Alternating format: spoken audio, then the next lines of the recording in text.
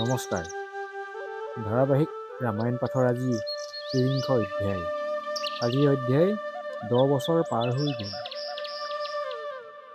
অৰণ্যকাণ্ড ৰামায়ণ আৰম্ভ হ'ল। কবিয়ে এটি আখ্যানেৰে অধ্যায়টো আৰম্ভ কৰিছে। এই আখ্যানে সীতাৰ বিপদৰ কাৰণে পাঠকৰ মন স্বভাৱতেই প্ৰস্তুত কৰিছে।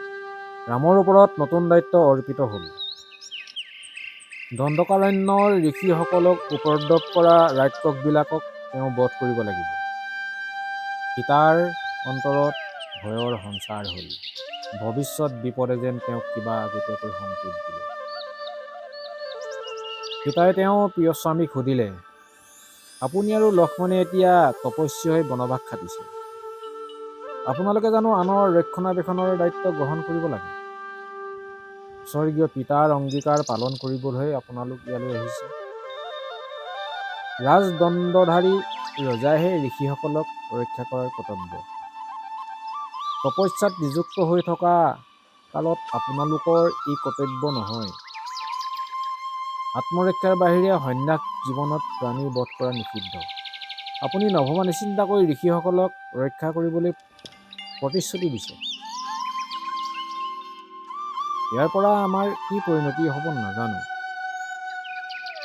সুতীঘ্নৰ আশ্ৰমৰ পৰা দণ্ডকাৰণ্যৰ ভিতৰেদি গৈ থাকোঁতে সীতাই এইদৰে কোমলসুৰীয়াকৈ মৰমলগা কথাৰে যুক্তি দেখুৱাইছিল।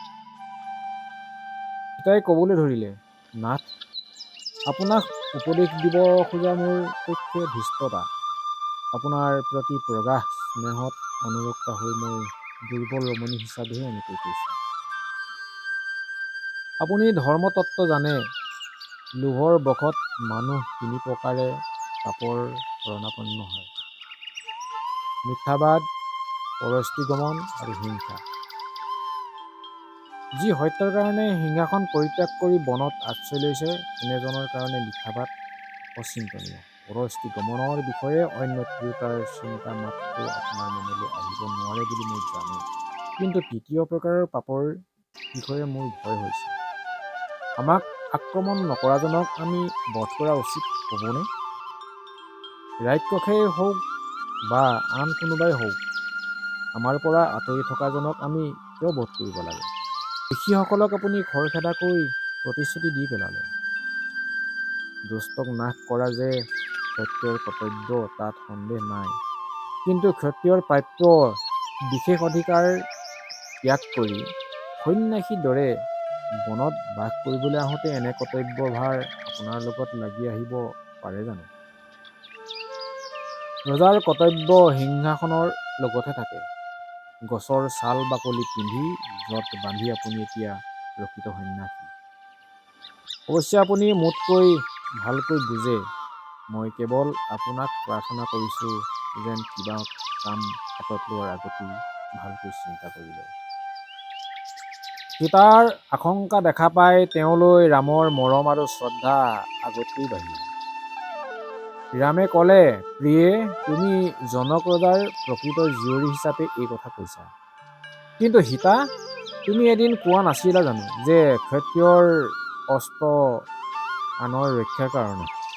নিঃসহায়জনে যেতিয়া নিৰ্যাতন ভোগে, ক্ষত্ৰিয় তেতিয়া নিষ্ক্ৰিয় হৈ কেনেকৈ থাকিব পাৰে?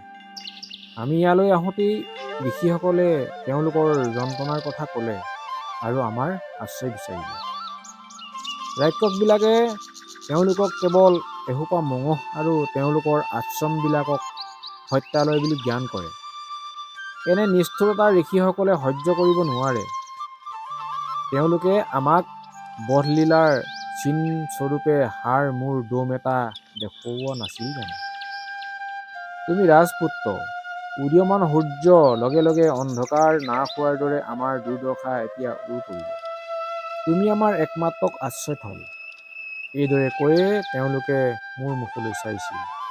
ৰাজপুত্ৰ হৈ তেওঁলোকৰ কৰুণ প্ৰাৰ্থনা শুনি তেওঁলোকক সহায় নকৰি থাকিব পাৰোঁনে বাৰু? কেৱল ৰজাই নহয়, প্ৰত্যেক ক্ষত্ৰিয়ই, আনকি প্ৰত্যেক মানুহেই নিজৰ কৰ্তব্য কৰা উচিত। অৱশ্যে তুমি মোৰ নিৰাপত্তাৰ কাৰণে ব্যগ্ৰ হৈছা। তোমাৰ যুক্তি মানি ল'লেও মই প্ৰতিশ্ৰুতি দিলোঁ, তাৰ প্ৰত্যাহাৰ নহয়। তেওঁলোকে ক'লে, তুমি আমাৰ আশ্ৰয়থল, আৰু মই তেওঁলোকক ৰক্ষা কৰিবলৈ প্ৰতিজ্ঞা কৰিলোঁ। প্ৰতিশ্ৰুতি প্ৰত্যাহাৰ কৰিব নোৱাৰি। মই কোৱা বচন এতিয়া নোহোৱা কৰিব নোৱাৰোঁ। তুমি আৰু মই একেলগে ধৰ্মৰ পথৰ পথিক হ'ব লাগিব। আমাৰ মতভেদ কেনেকৈ হ'ব পাৰে? এইদৰে কৈ তেওঁলোকে অৰণ্যৰ ভিতৰেদি লুংলুঙীয়া বাটেদি যাবলৈ ধৰিলে।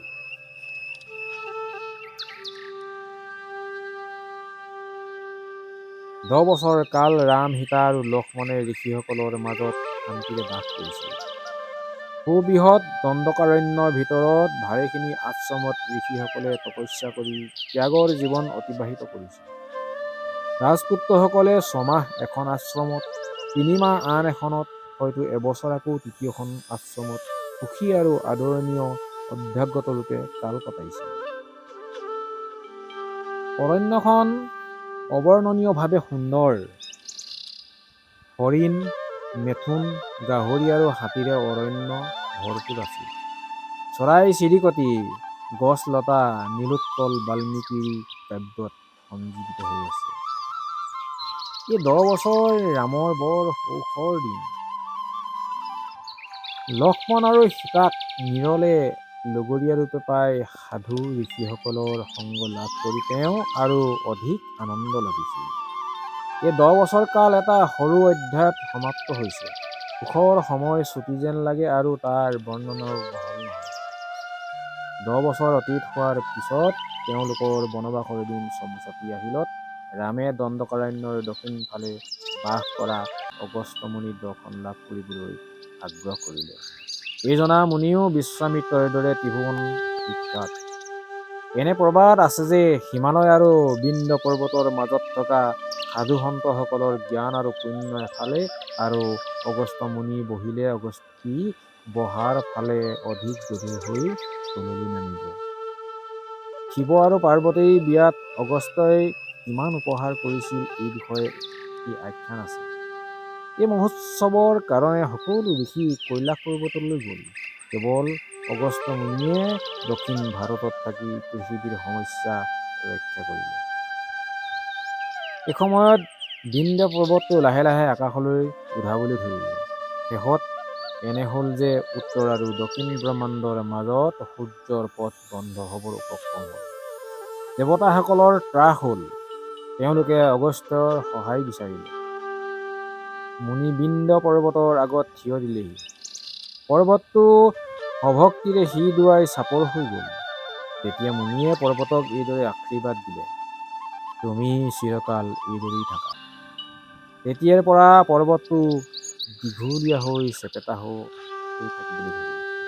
আজিও তেনেকৈ আছে। এইটো এটা সাধু কথা। বাতাপি আৰু ইম্বল নামেৰে দুজন ৰাক্ষসে ঋষিসকলক বহুত কষ্ট দিছিল। বাতাপিয়ে এনে এটা বৰ পাইছিল যে তেওঁ দেহটো খণ্ড বিখণ্ডকৈ কাটিলেও পিছত আকৌ সকলো অংশ যোৰা লাগি এটা সুস্থ সবল শৰীৰ হৈ পৰিব।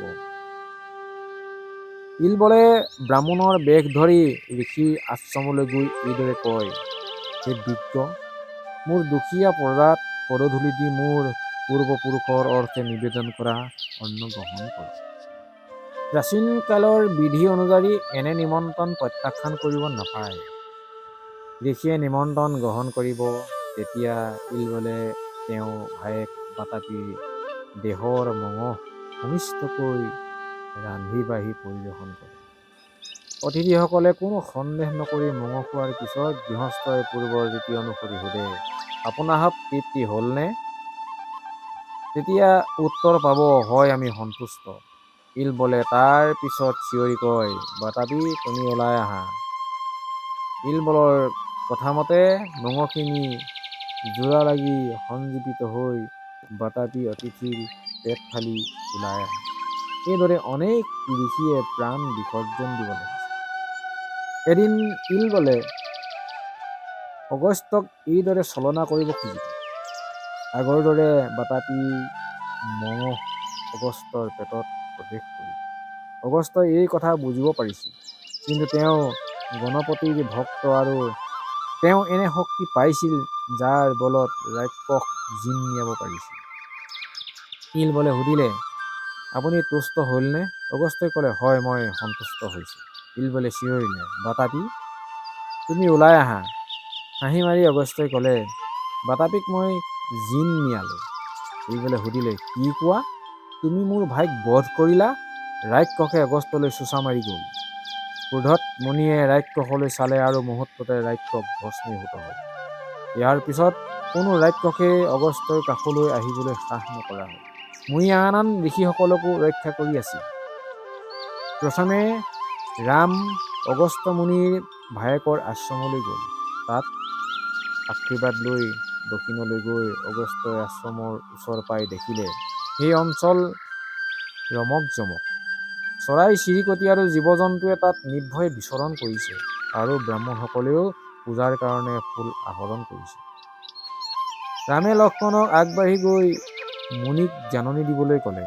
লক্ষ্মণে মুনিৰ এজন শিষ্যক লগ পাই সংবাদ পঠিয়াই ক'লে, দশৰথৰ পুত্ৰ ৰামচন্দ্ৰই ভায়েক আৰু পত্নীক লগত লৈ আহি মহৰ্ষি দৰ্শনৰ প্ৰাৰ্থনা কৰিছে।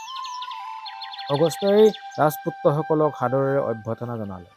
তেওঁ ৰামক ক'লে, তুমি চিত্ৰকূটত বাস কৰিবলৈ অহা কথা মই শুনিছিলোঁ আৰু তোমাৰ আগমনৰ কাৰণে মই অপেক্ষা কৰি আছিলোঁ। তোমাৰ নিবাসখন প্ৰায় অন্ত পৰিছেহি। বাকী কালছোৱা শান্তিৰে ইয়াতে বাস কৰা। এই ঠাই ৰাক্ষসৰ ভয় নাই।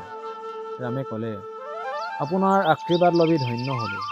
আপোনাৰ সাদৰ অভ্যৰ্থনাত কৃতজ্ঞতা আকাশত আবদ্ধ হ'লো। কিন্তু মই দণ্ডকাত থকা ঋষিসকলক ৰক্ষা কৰিবলৈ প্ৰতিশ্ৰুতি দিছিলোঁ। আপোনাৰ আশীৰ্বাদ পাই এতিয়া মই তালৈ উলটি যাব খোজো। অগস্ত্যই উত্তৰ দিলে, তুমি প্ৰকৃত কথা কৈছা। মুনিয়ে তেতিয়া ৰামক বিশ্বকৰ্মাই বিষ্ণুৰ কাৰণে সজা ধনুখন, অক্ষয় তৃণ আৰু এখন তৰোৱাল দিলে। মুনিয়ে আশীৰ্বাদ দি ক'লে, ৰাম, এই অস্ত্ৰবিলাক আগৰ কালত বিষ্ণুৱে মোক দিছিল। ইয়াৰে তুমি ৰাক্ষস নাশ কৰিবা। বাকীছোৱা কাল পঞ্চৱতী কটাবলৈ অগস্ত্যই ৰামক পৰামৰ্শ দিলে। অগস্ত্যই ক'লে, ঈশ্বৰৰ তোমাৰ প্ৰতি প্ৰসন্ন হওক। সীতাক ভালকৈ যত্ন ল'বা। তেওঁ তোমাৰ প্ৰতি স্নেহত আবদ্ধ হৈ জীৱনত নোপোৱা কষ্ট বৰণ কৰিবলৈ লৈছে। সিও তাই স্বভাৱতে সুখেৰে থাকিব খোজে আৰু কষ্ট কৰিবলৈ টান পায়। কিন্তু সীতাৰ গাত তেনে দুৰ্বলতা নাই। সীতা অৰুন্ধতীৰ নিচিনা। লক্ষ্মণ আৰু সীতাক লগত লৈ তুমি যাতে য'তেই থাকা তাতেই সৌন্দৰ্য আকৰ পাবা। কিন্তু পঞ্চৱতী এখন মনোহৰ ঠাই। সীতাই তাত থাকি ভাল পাব আৰু তোমালোকৰ ৰক্ষণাবেক্ষণত নিৰ্ভয়ে থাকিব পাৰিব। ফল মূল তাত প্ৰচুৰ পাবা। গোদাবৰীৰ তীৰত বাস কৰিবা। তোমাৰ নিৰ্বাসনৰ কাল প্ৰায় অন্ত হ'বৰ হৈছে। পিতাৰ অংগীকাৰ তুমি সোনকালে পূৰণ কৰিবা।